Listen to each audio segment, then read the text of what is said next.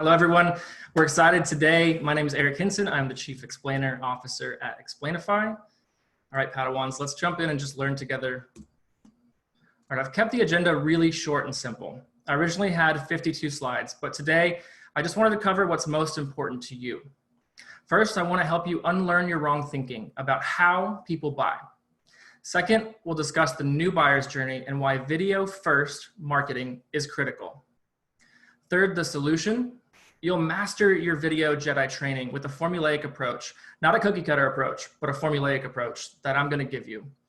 And last, Tyler from Vidyard will jump in. He'll show you how video Jedi masters rely on video metrics, show you the key KPIs and how to take action. All right, most customers go through over half the buying process independently without reaching out to the company they're interested in. So look, the way we buy has changed. This quote is from Salesforce in 2018. Now it's 2020 and Gartner estimates 85% of people prefer a self-service sales process. So more people are digesting content than ever before without ever contacting you. And really today is about how do we change these behaviors through video content? Or better, how do we lean into video to adjust to them? Let's explore. This means first, sales teams are removed from the process. If you look at software companies, for example, there's a massive shift from SDR heavy teams to customer success heavy teams. Why is that? People are ignoring sales reps. They just want to get inside your product and see if it helps them. So customer success teams are critical to get them to become a sales qualified lead or a PQL, a product qualified lead. Second, it's more critical than ever to clearly explain the value you provide, to stand out and differentiate yourself from the competition. Provide consistent messaging and have content that gets prospects to take action. If you are not thinking about letting content and your product lead the buying process, you are already behind. This here is the old buyer's journey. It's too simple. It's thought of as a straight line. We all know with millions of people around the world, there's just not a chance that they could buy in a linear, predictable pattern like this. This is from 2012, 2010, something like that. It's worth noting at the top here, at the left side actually, is where they put videos. Videos were only thought of at the top of the funnel back then. But we all know a prospect could be anywhere in the funnel and benefit from video. Like a pre-roll ad that gets you to a landing page, or as they're conferring with the team to decide for or against you. I'll give you more examples and I'm going to show you exactly what kinds of videos to put where in just a little bit. There's little Yoda, isn't he cute? All right, Gartner spent 5 years talking to organizations to put this representation of the new buyer's journey together. You're probably trying to put your nose to the screen and get in deep and close and try to figure out all the pieces of this. I know I would be doing that if I was watching the webinar. But basically what I want you to understand is it's complicated. It's messy. What it shows is that most B2B purchases involve 6 to 10 decision makers. Each person has 4 to 5 pieces of information, and this results in buyers struggling internally to reach alignment and buy. And at Explainify, we have a formula to help improve the self-led buying journey. So let's go ahead and break that down. Here it is, Explainify's formula to video Jedi mastery. It's a simple formula for simple videos that convert prospects into buyers. It's all about clarity and simplicity. That's the key. Clarify and simplify. Maybe you think you instinctively know this stuff, but you need to really take a hard look. Really, guys, take a hard look at this and spend time with these questions. What are your goals? Who are you talking to, and what are they trying to do? Where are they in the buying journey? Are they unaware of the problem that they have at all, or are they solution aware and looking to decide on a vendor or a company to use? What are the pains that they're feeling? What problems are you solving for them? And what are you offering in response to those problems? What actions should they take after they consume your content? Simplify. Separate the benefits from the features. So many technical people focus on features and how much work has gone into building the product, and we match this company or this company's features in parity, we got to focus on the benefits, not the features. You need to fight the curse of knowledge or familiarity. It's when you've forgotten to know what it's like to understand, to not understand your product, to not be in the weeds every day.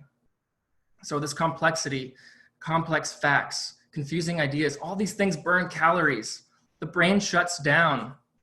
Do you want your prospects' brains to shut down? I don't want my prospects' brains to shut down. So when you're telling them why they should care about you and why they should care about your benefits and why you help, that's key to not let that brain shut down. All right, get rid of details that don't matter. The fact that you spent 2 years engineering, 4 months prototyping this or that technology, it's not important. Your viewer is always, always, always asking, what's in it for me? How do you help me? Why should I stay here? You might be asking that question right now. And I'm telling you, you're going to get some really good information here in a second. So lastly, build a bridge that connects your value to their beliefs or something they're already familiar with. Maybe identify a metaphor that works. Okay, you understand there's a new way people buy. It's self-service.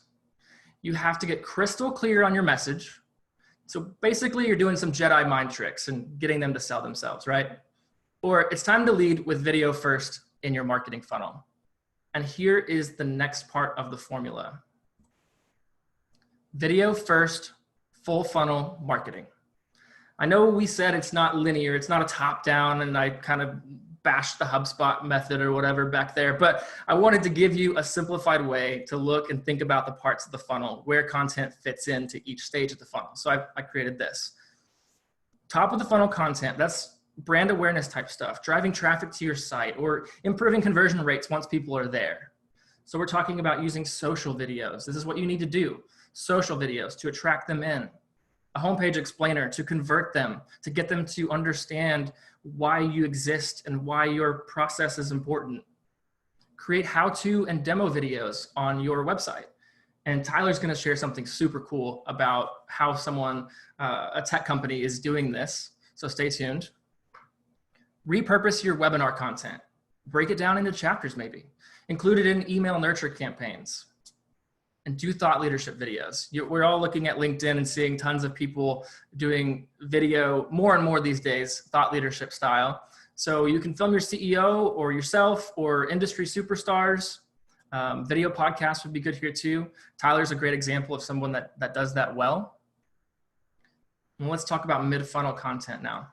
This is where you help leads evaluate and justify your solution. And usually this is more in-depth content. As mentioned, most of the buying decision is made before your lead even communicates with sales. So a well-positioned series of explainer videos, how-to videos, or instructional videos can get them the information they need so they don't have to contact sales for a demo.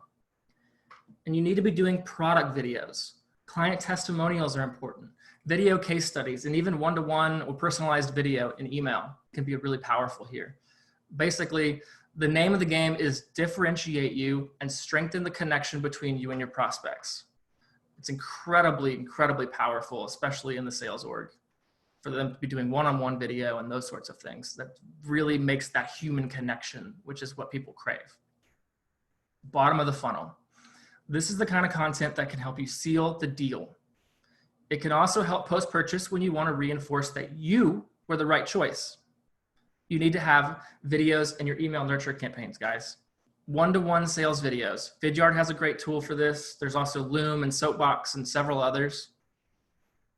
FAQ videos, product deep dives, process videos, and then even just a little bit further down the funnel, which I don't quite consider bottom of funnel, but it sort of is, once they're customers. We got to do customer check-ins, follow up on your customers' use of the product. Make a one-to-one video directly to them and say, how has the first 2 weeks been with the product? Do onboarding sequences and then onboarding instructional videos as well. Give them a database, a library of onboarding videos that they can watch and absorb and get indoctrinated to your product. And then make them aware of new product launches or new features, new benefits. Okay, You may be doing some of these things ad hoc. I'm sure you guys are doing some of these things ad hoc. You've done the explainer video, or you've done a product video, or whatever. But are you thinking about this as an entire funnel, just like a customer journey really is? You know, it's got to be a complete strategy. So hopefully you can see that you should be taking a video first approach to content and thinking about it at every stage of the buyer's journey. Okay, actually, before we get to this question, let's talk about this. This scene is where Anakin passed the test. He proved his force powers were strong. However, he says he lets fear, or he fears letting go of the past. And there's a bunch of the council members that speak to him and talk about the issue that he has with his mother dying and all those pieces. But remember what the famous Yoda quote is? Fear is the path to the dark side. So are you afraid? Are you refusing to let go of the old buyer's journey? I'm sorry for the spoilers, you guys. Hopefully you've seen the movies. Look, we know now more than ever that we cannot hold on to the way things have always been done. You've made it to the webinar. We've covered a lot here, but are you willing to let go of your past to conquer a new future together with Tyler and I on this webinar? The Video Jedi Council votes yes. But in all seriousness, I'm sure you're wondering, okay, where are companies investing in video right now? Well, we see a lot of high-level overview explainer videos, of course. It's an incredible way to differentiate, make something complex simple. And in software or any B2B tech, the next thing they get, well, everyone's investing in customer onboarding. The more successful they can get their user after the first conversion, the more likely they'll stay with the product long-term. I think this goes across the board with any kind of technology, or really any kind of modern business that is digital online at all, is getting someone familiar, indoctrinated, and onboarded to your software. Makes them loyal, makes them stay longer, that sort of thing. And the leading tech companies are creating suites of videos or a video series, walking through the product to get that customer onboarded perfectly. And I'm seeing marketing teams all across the globe getting very, very scrappy. They're doing a lot of the easier content in-house. They're doing demo videos, explainer videos, all those things kind of themselves as well. And then they're going to firms like ours to create the pillar content, stuff that's really got to stand out and crush it. Look, I just slammed you with a bunch of info. Here's the summary. Video is the most powerful force for educating, earning trust, and delivering a self-service experience, which is what all of our customers want. So do or do not, there is no try. Don't overthink this, buckle down and commit yourself to great content right now. Here's our website if you want to learn more. Hopefully you've got some more insight on the video and content creation side of the process that puts video first for you. But that will all mean nothing if you don't measure or act on this data. So to learn more how to measure your video effectiveness, Tyler is ready to dive deeper into that. Thanks, everyone. Fantastic. Hey, everyone. It is Luke Tywalker here, AKA Tyler Lessard of Vidyard. And I just want to emphasize the kind of one of the main points that Eric really shared here. And that is how important it is to be thinking about video as a way to educate audiences, to build that human or Wookiee or whatever race you are connection, and to ultimately create a better customer experience. What's interesting is we didn't talk at all about advertising and commercials, because yes, those make sense for video, but I think the real power right now, the real opportunity with video is to use it as an educational medium, just as Eric talked about throughout the buyer's journey. Now, I want to dive into how to use the data behind the scenes. And this is becoming more and more important for a number of reasons, right? As we think about using video more strategically throughout the buyer's journey, we're going to be putting more investment into it. Are we sure we can track and understand its impact? And as we are using it, perhaps in the place of ebooks and guides and other forms of content, how can we make sure it still contributes to our lead gen activities? So let me dive into that. When you start increasing your investments in video, and when you start to use it full funnel, the important thing to recognize is that the type of data and metrics that you use and care about start to change. right? View counts were a great vanity metric when all we cared about was using video for advertising. But if you're now using video as a way to educate a buyer on your product, on your service, to onboard a new client, the kinds of metrics you care about change, right? You want to know, did that video impact my new pipeline? Did it drive new sales? Did it help improve retention?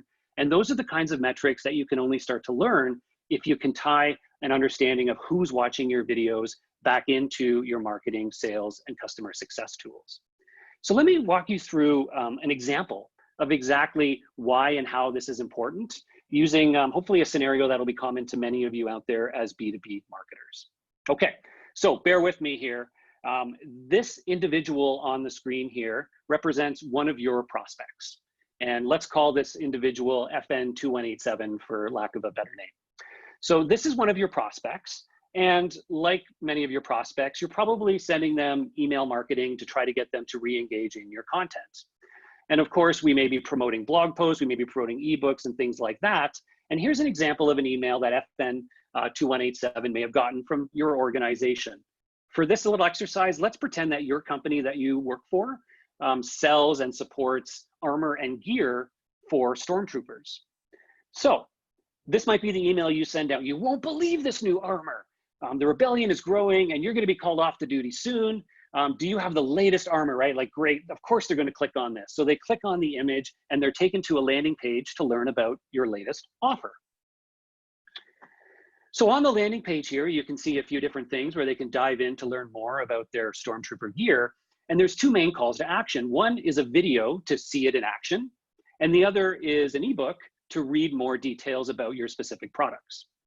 Not surprisingly, your prospect selects see it in action because they want to, they want to watch this. They want to actually see and understand exactly how this really works. So they click on see it in action and they watch this solution overview video. And this is a 6-minute long video. It actually goes pretty deep into the different options that they have because you've got a pretty big catalog of offers. Now, after watching this video, what does this individual do? Well, FN2187 is really interested specifically in a new helmet.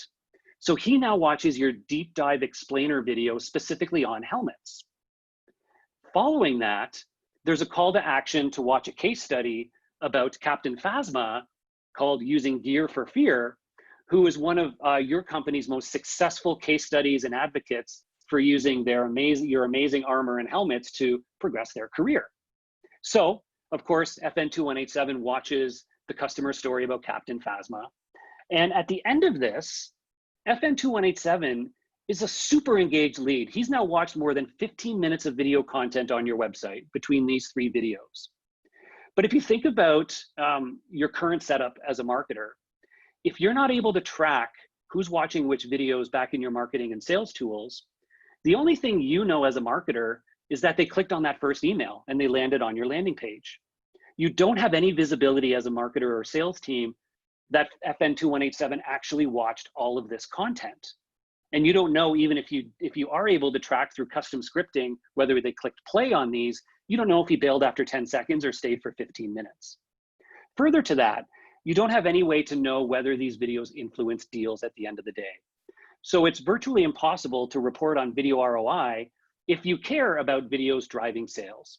If all you care about is views, you can report back and say, great, we've got 2,000 views this month and we spent $5,000 on these videos. That's my ROI. But if what you care about is, did you help generate new sales? You need to be able to track that back in your CRM. So with the right tools in place, you can actually start to do some of these things. You can identify that FN2187 is actually Finn, who's a lead in your marketing and CRM database.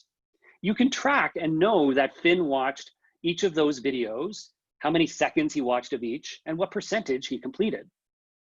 So you now know that Finn completed 100% of the solution overview video. He watched 80% of the helmets explainer, and then he watched 75% of the Captain Phasma customer story.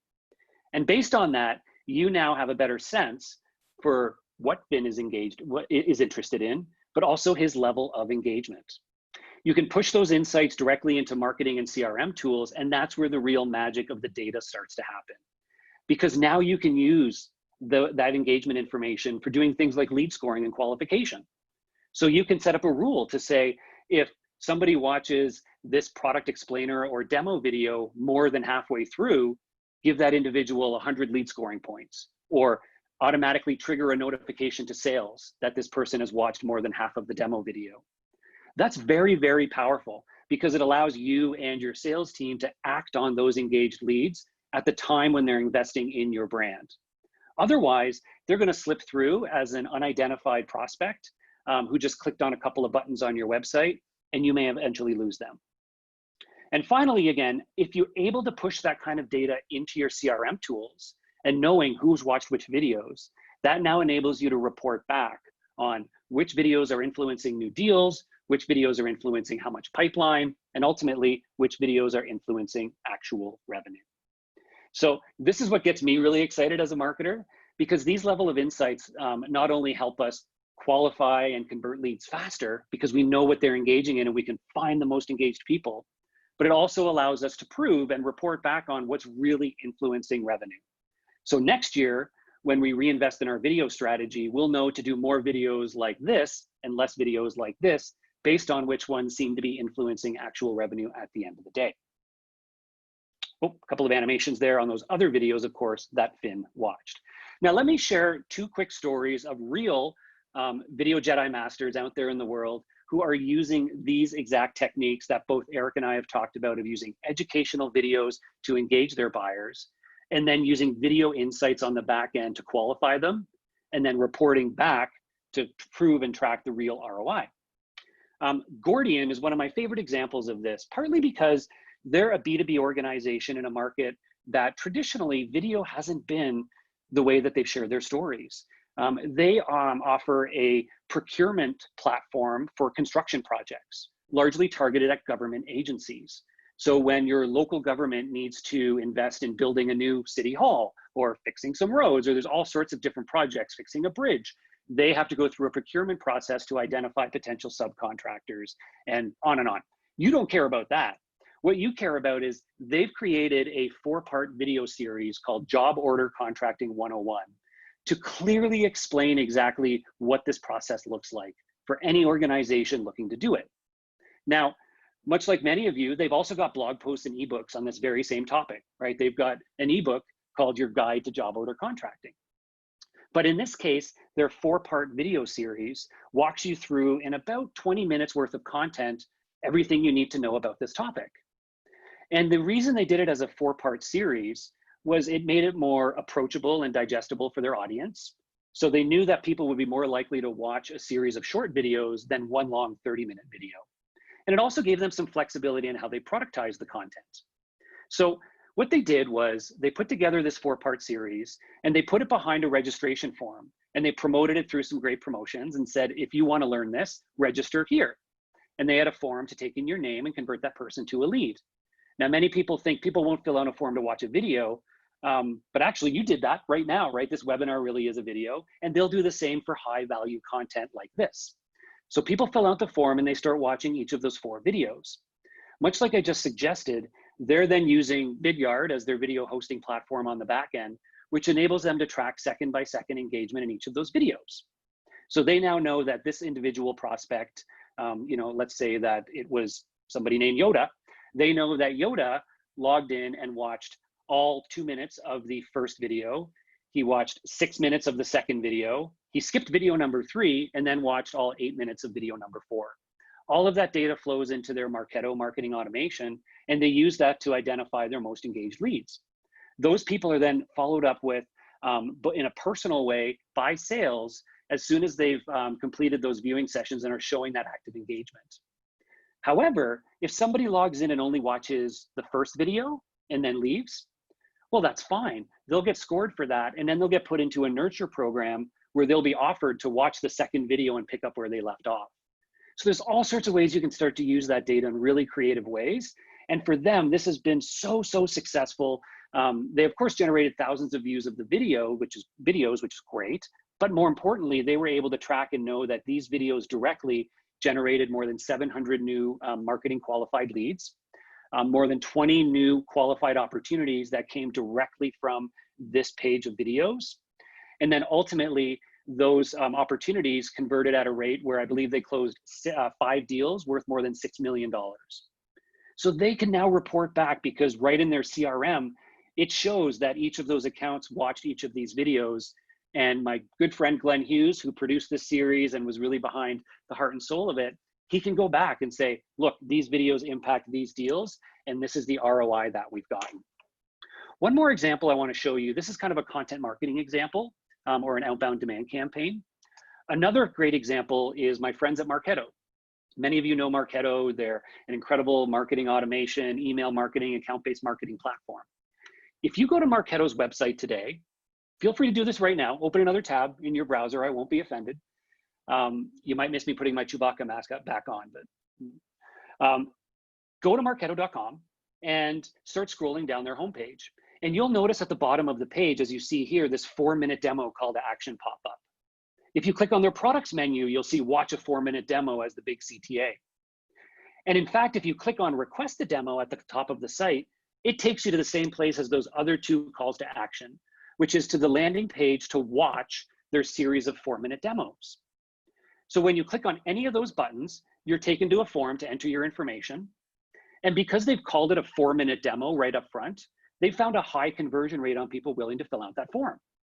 Once they're now in, you can see the experience on the bottom right there, where it's actually a series of multiple different 4-minute demos.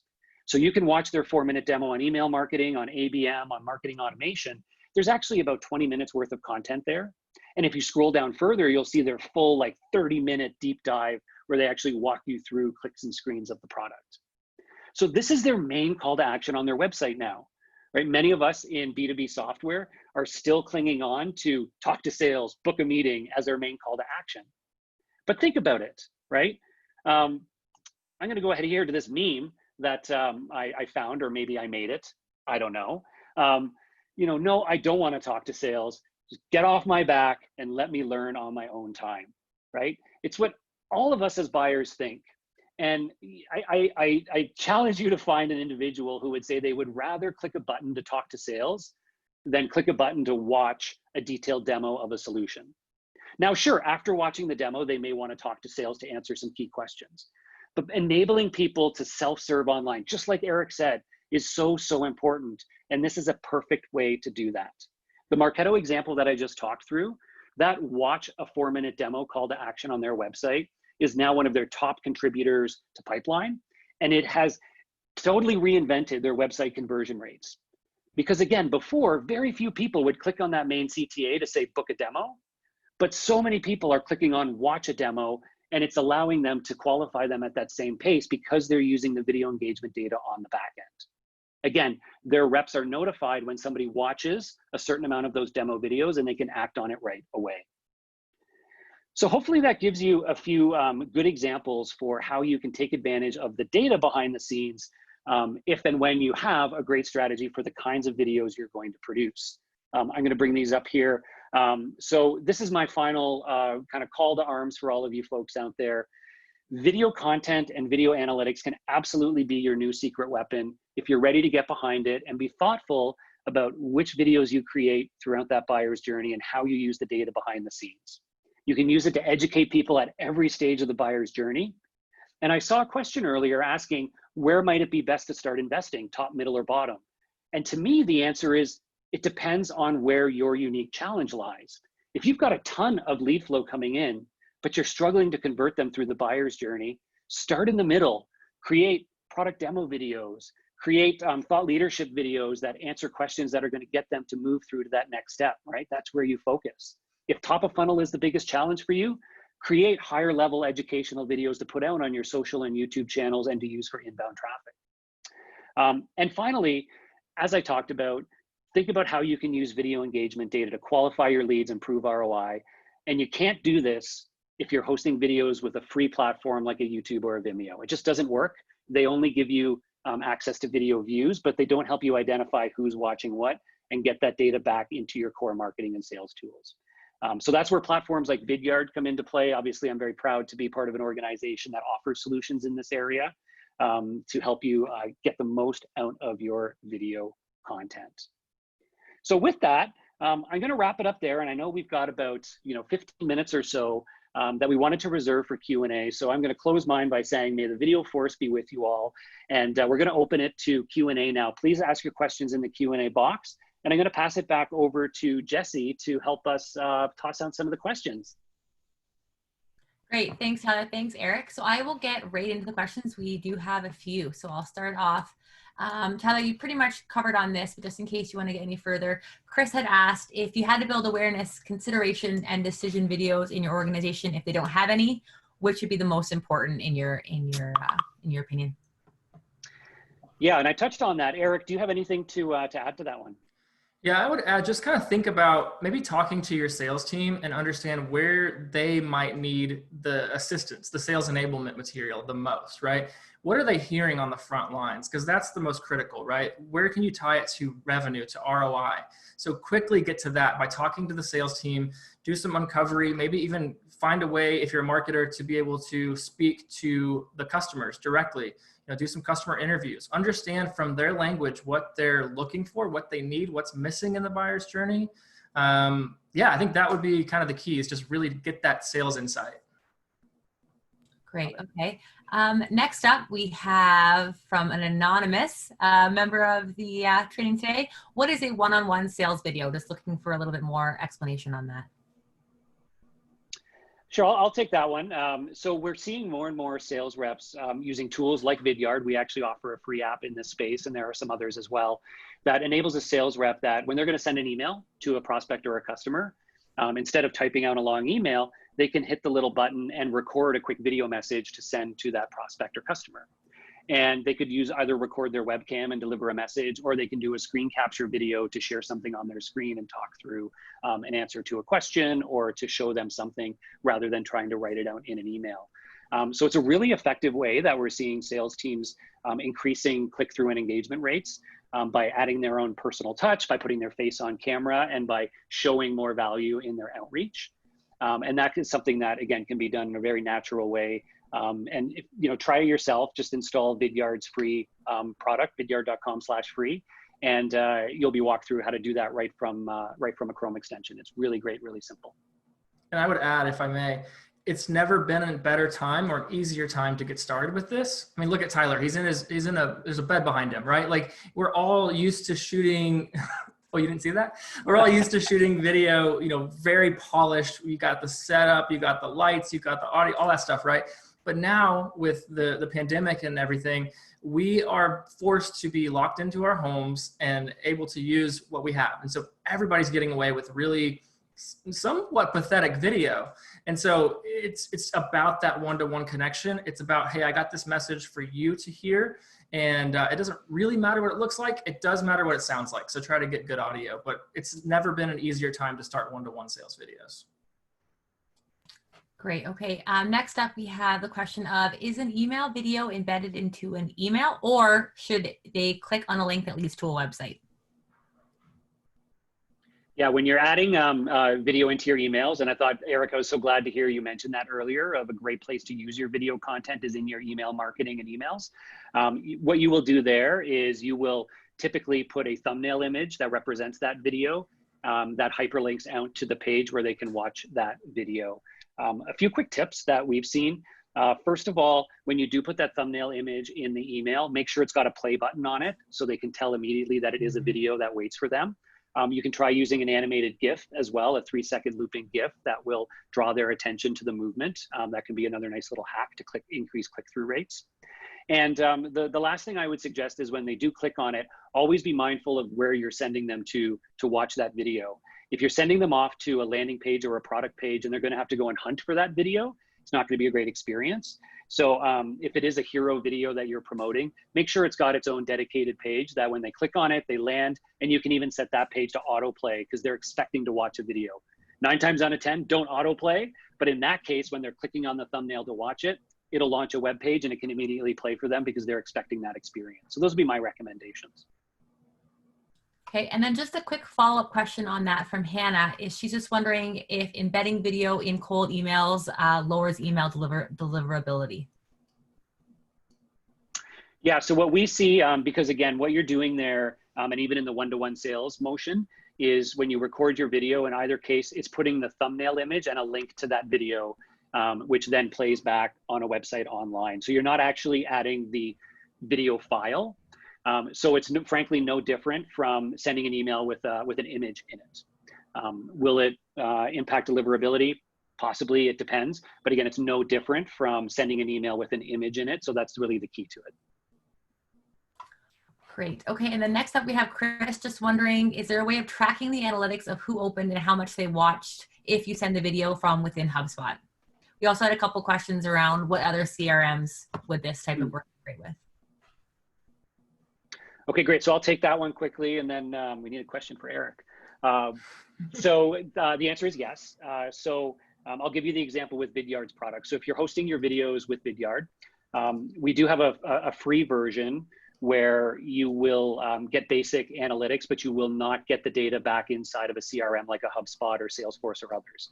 However, we do have business packages that are our paid offerings that do integrate directly into HubSpot and Salesforce, as well as marketing automation like Marquette and Oracle and others. So in those cases, yes, when somebody watches your video, that data will be pushed back into HubSpot CRM or Salesforce CRM. And you can use that information to trigger an action by sales and also to track that data behind the scenes. So any more information on that, just head over to Vidyard's website or hit us up in the chat on the site. We'd be happy to discuss more. Okay, next up we've got David. He is completely new to using video content, very small business, just concerned about creating a quality in-house video. Yeah, okay, I'd love more context on that. That would be helpful if you could punch that in there, David. But yeah, I think just getting started anywhere, you got to just get started. That's the key, right? And if you have some sort of creative person in-house that can start to get you some of the creative assets built, that's a great way to do it. There's lots and lots of free tools now. Vidyard has great blog posts and content around this that maybe they can share in the links around kind of how to get started. But there's some really good content already out there. The best thing is really just to get started. And again, we can do pretty low fidelity stuff right now. I mean, even if it's a recorded PowerPoint with good audio, that's okay. That's where we got to start, right? You got to start somewhere. Yeah, I was going to say that audio is, equally, if not more important than video. And good lighting goes a long way. I actually have kind of mediocre lighting where I'm sitting here right now. Eric's got great lighting, and I think that can go a long way too. And you don't need anything special. Just if you're at home, again, producing in-house at the office. Natural light goes a long way if you can stand in front of a window, not with the window behind you. And then again, for capture, you can start with the smartphone. Hopefully if you do use your smartphone, make sure it's on some kind of a stabilized tripod or something so it's not jittery. That's probably the most important thing. And then again, you can use entry-level digital cameras, and I'd say just get going. And be mindful of what kind of content you'll want to start creating when you're doing production in-house. If you're doing your first in-house production, that's not the time to shoot the video that's going to end up on your homepage as your company explainer for years to come, right? If when you want to do those really impactful videos that have staying power, go talk to Eric's team and they'll produce you, an amazing video that's going to last and that's going to stand the test of time. But if you are doing it in-house, start by doing videos that answer the questions people are asking, things that are very educational, informative, things that might go out on social, out on your YouTube channel, or be part of blogs. Again, things that are very timely and don't necessarily, need to live around for years to come. Just to follow up on that from Hannah, she's just looking for any recommendations on a good video editing platform in terms of adding text, speaking, narratives, those kinds of features. Yeah, I'm a big fan of Adobe Premiere. I heard a joke about Adobe Wan Kenobi, and I really wanted to make it, but I kind of threw it in there. Yeah, Adobe Premiere is a great editing tool. There's also Final Cut Pro. There are some, they're offered on a subscription basis, so you can get started pretty inexpensively, but those are still very Premiere, no pun intended, programs that even major films are edited on 4K resolution. So those are great ones for the beginner and also the pro. There's also iMovie and things like that for the ultra beginner, and you can find just search online. I'm sure Google, people have SEO rankings for those type. What's the easiest thing for a Mac? What's the easiest thing for a PC? But Adobe Premiere is what we love to use. Yeah, I'm an ultra beginner, and I use Camtasia. Actually, is a great tool for an entry level, as well as Adobe Rush, which is kind of the baby Yoda to if Premiere is Yoda. Adobe Rush is like the baby Yoda as an entry level tool, and it actually integrates up into Premiere for people. So those are two other great entry level ones that that can I think you can learn pretty quickly with probably half an hour on YouTube. Okay, great. Next up, we have Jessica, who's just wondering, what are your suggestions for implementing some of these strategies in a B2C situation? Yeah, I mean, video, I think in the B2C world is obviously just as relevant as in the B2B world. I think it certainly depends on the space of B2C. We've always seen social video be a big component to B2C organizations. We've seen video-based advertisements, short pre-roll videos on YouTube, again, short digital ad videos. So those have tended to be where B2C companies have traditionally focused their energy. But I do think more and more that we're seeing this level of authenticity being built into video content strategies and a focus on that education and those trusted relationships. Some of that is manifesting in video content going out via influencers, which I see a lot in B2C and some starting to happen in B2B. But again, even right down into videos that clearly explain what your product does, right? What it is. If you're selling shoes, right? People still want to not only see great, flashy shots of the shoe in action, but they want to be able to watch a genuine video and say, walk me through it. Like, I want to see how this thing is built so I can make an educated decision without having to go to the retail store, right? So I'd say same ideas apply, and be always mindful of like, what are those next 5 questions that somebody is going to ask if they were online looking at my products that I could answer with a video clearly and concisely, especially if you have physical product that you can show and walk through. Great. Okay, next up, Melanie is just wondering, for when she is posting awareness videos on YouTube, if either of you have any tips in terms of driving viewers back to your website from there. Ooh, I don't know. Tyler, I'm going to leave that one to you, because I think YouTube is, the stats are abysmal for what you can actually drive people to your site. Now, if it's pre-roll or something like that, it's obviously a lead generation type play. But if it's just putting a YouTube video up and putting your link into your landing page, you're not going to get clicks on that. Maybe less than 1% or 0.5%. What do you think, Tyler? Yeah, I think, the way I usually think about it is YouTube is still a good channel to use. It's free. You can leverage it. Most businesses will have it. So a lot of the videos we talked about, they could be educational videos, explainers, customer stories. They can absolutely go out on your YouTube channel. And what you want to think about doing there is, there's various places that you can have links to drive people back to your site. In the description of the video itself, there are post-roll cards that you can add to your video that drive a clickable CTA. So you always want to take advantage of those. What you have access to may depend on how many subscribers you have. They unlock additional features in some cases, depending on how many subscribers you have. So take a look at those things. The other thing that I've seen people doing, which I think is super smart, is for longer form content, is creating short teasers of it on their YouTube channel, and then driving people to your website to then watch the full version. So for example, if we were to take this webinar on demand, I might create a short, 3-minute teaser with the introduction of the webinar and maybe a couple of sound bites of some of our most quotable moments, like when Eric said Adobe-Wan Kenobi, right? Like that would make the cut for my 2-minute summary video that I'd put on YouTube. And then of course, at the end, I'd say to watch the whole thing, click here and send people to your website where you can now own the experience, drive the conversion. So something else to be mindful of. Great. Okay. This is a great timely question from an anonymous.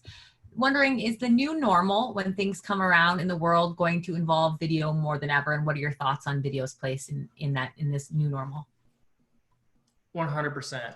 It's going to be the new normal. And you can see that just, again, go to LinkedIn and look at the feed, or Facebook even, look at the feed. It's just incredible how many videos are coming out, how many people are getting away with subpar quality videos just because there's content to get out there, right? Video is absolutely the new normal. We have come to, over the past few weeks, or I guess months now, we have to do this, right? We're all using Zoom and these platforms to go one-to-one with our teams. And so it's not going to go away. It's just going to get more and more prevalent. Yep. What the Jedi Master said. Absolutely agree. Okay, next up is, how do you recommend that we can create evergreen video content lasting 18 months or more? Do you have any recommendations for this in terms of not being able to create new video content on a constant basis? I think it goes back to my point around talking to your sales teams and identifying the areas of the buyer's journey that matter the most. If it's, obviously the product is going to change, products evolve, but how do you keep it pretty high level so that it's focused on the customer, the buyer segment, and the place that they are in the buyer's journey? So if you can identify that, get really clear on your messaging and get it to where it's like a unique value proposition, not going to change. Again, you're going to show the product, but maybe show it in an illustrated or more simplified way so that you can change the product and it's not affecting the actual video for 18 months or so. But nowadays, honestly, video content is iterating faster. We need to iterate faster. So I would challenge you to find a way to build it in a way, maybe it's a templatized After Effects project that you can mold and shape. And when you have a screencast demo video of your product, you can replace it and play it back in for the next time around. So challenge you to kind of think about it in terms of, product life cycles are way, way, way faster than 18 months. So you got to think about that too. But there's definitely like 3 or 4 pillar pieces of content that you probably could get away with on an 18-month run. Yeah, I think you're right. Things that are like very product specific will probably need to cycle faster. But I'd say, again, you've got that level up from your products. They're often topics that you're already maybe covering in like some of your hero ebooks and blog posts. And the example I shared of Gordian is a perfect example of that, right? For them, the big question of what is job order contracting, right? That's a relevant topic for them for years to come, right? That's not going to change. So that's where they focused on building out that video series called Job Order Contracting 101. And that's actually already lasted them well over a year. It might even be 18 months. That was one they did in, I think in mid 2018, actually. So it's a great example where level up to those like thematic topics. Think about ones you may be writing about in big hero ebooks and guides, and maybe those deserve videos or video series that can be used as well. Great. Okay, our next question is on just sort of generally talking about video, different types for social platforms versus on your website.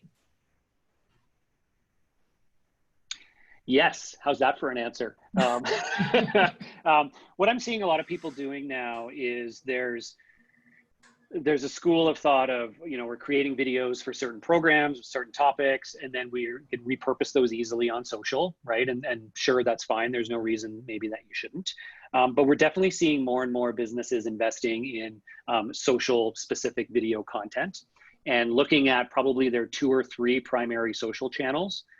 For us, for example, LinkedIn is number 1, Instagram is number 2, and then Facebook is a distant number 3.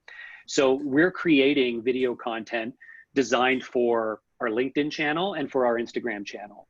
And a lot of those may be topics that are similar to what we'll cover in different places, but we'll do it in a format and a length and a style that is more likely to be engaged with on those platforms.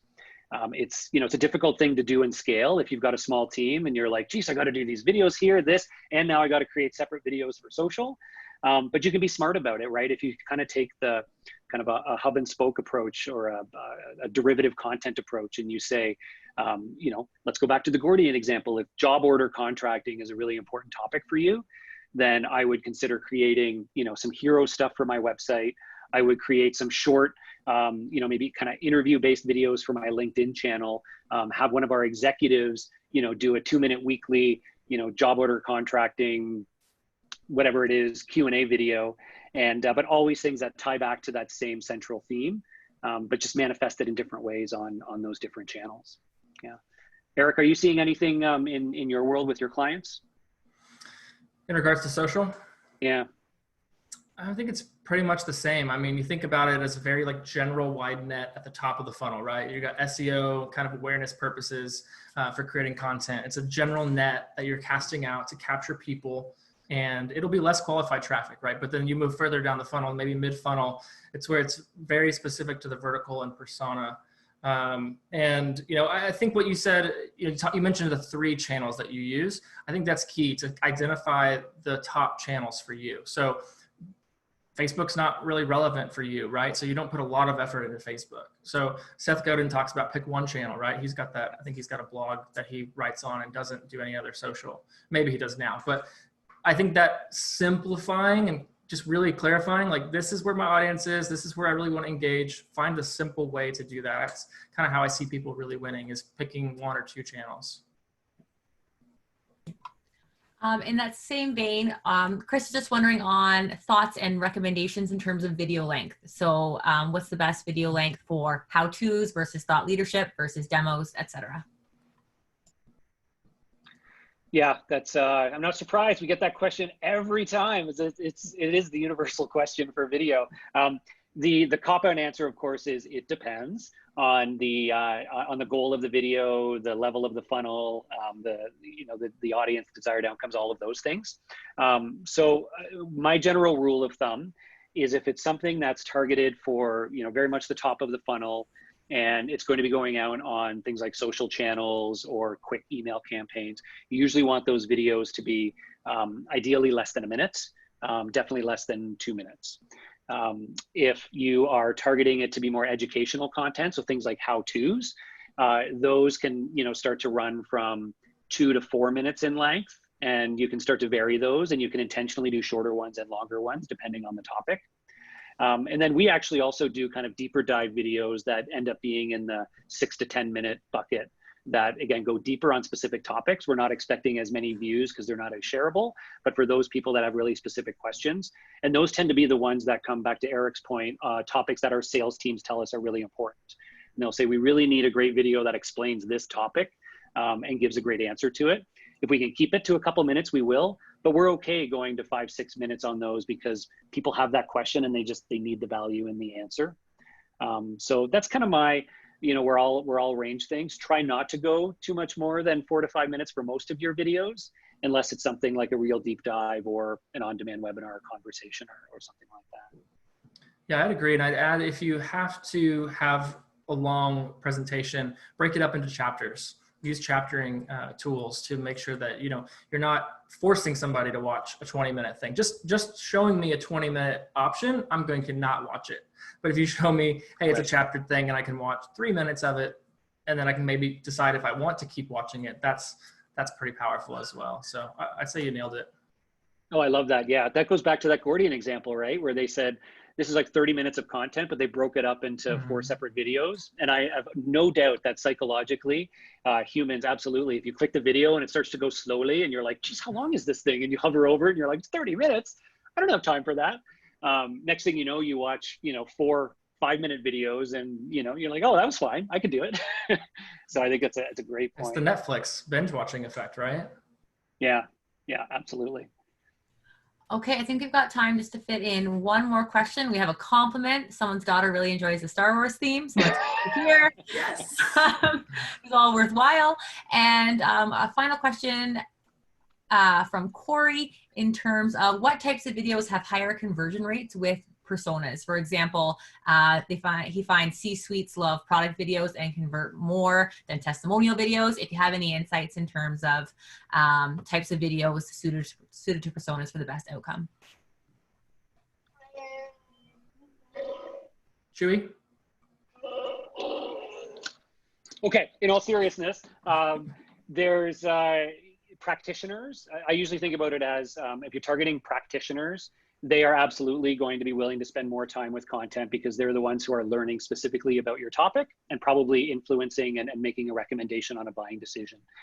Executives, who very rarely are the ones making the recommendations, they're usually reviewing proposals and signing off.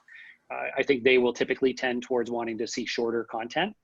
And I think for them, that's sort of, high density, high information density, content that helps them quickly and clearly understand, oh, this is what this business does. Here's how they can help. And these are the kinds of expectations I have on impact. I think those are the smart things to do. So probably as you move up from low-level practitioner to high-level executive, your tolerance for length of your videos goes down. And again, the styles of videos just differ depending on what they really need. It's important to remember that we're all human too. And so at the end of the day, they're sitting at home wanting to engage in well, not you, they're wanting to engage in content as well. And so you got to kind of think about it in that terms as well. Like people are still human. They still want engaging content, whether they're a C-suite or whether they're, just a general lower level employee. Okay, great. That does bring us to the end of our time. I think there may have been a couple of questions I didn't get to. If your name is with them, I will pass these on to Tyler and Eric to see if we can get any responses from them that we weren't able to get in the time. And as I said at the beginning, we'll be sending you all the on-demand, so you'll get to relive all the glory of this training again. And thanks so much for joining us.